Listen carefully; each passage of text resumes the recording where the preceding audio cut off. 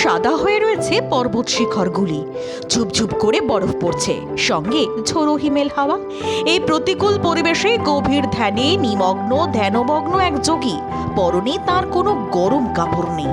যৎসামান্য পোশাকেই সেই ভয়ঙ্কর ঠান্ডার মধ্যে ধ্যানে অবিচল তিনি পদ্মাসনে বসে রয়েছেন, কোলের ওপর হাত দুটো জড়ো করে রাখা।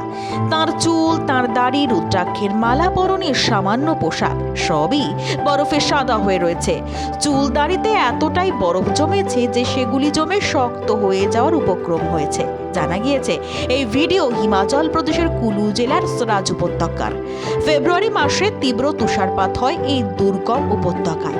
আর ভিডিওয় যে যোগীকে তীব্র ঠান্ডার কামড়ের মধ্যেও ধ্যানে অবিচল থাকতে দেখা যাচ্ছে, তিনি যোগী সত্যেন্দ্রনাথ, কুলু জেলার বঞ্জারের বাসিন্দা। তিনি গত 20 থেকে 22 বছর ধরে কৌলন্তক পীঠ আশ্রমে তিনি যোগ অনুশীলন করেন। তিনি নাথ সম্প্রদায়ের গুরু, ইশনাথ হিমালয় যোগ ঐতিহ্যের অনুসারী। তার অনুগামীরা তাকে ডাকেন ইশপুত্র নামে।